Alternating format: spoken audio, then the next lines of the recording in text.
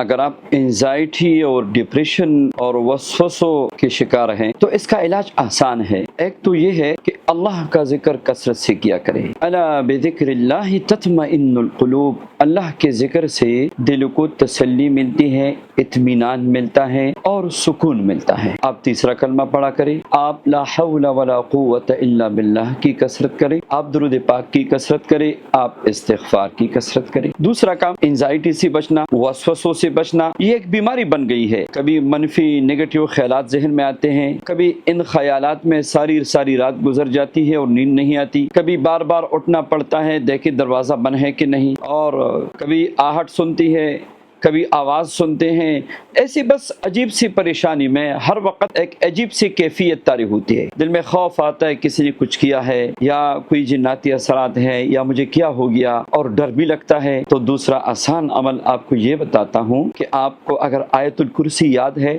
آپ 7 مرتبہ آیت الکرسی پڑھ کے اپنے اوپر دم کیا کریں، صبح و شام اس کو معمول بنا دیجیے، تو یہ بہترین علاج ہے۔ اور ہر نماز کے بعد لا الہ الا انت سبحانک انی کنت من الظالمین کم از کم 3 مرتبہ ضرور پڑھا کریں، زیادہ سے زیادہ 100 مرتبہ پڑھا کریں۔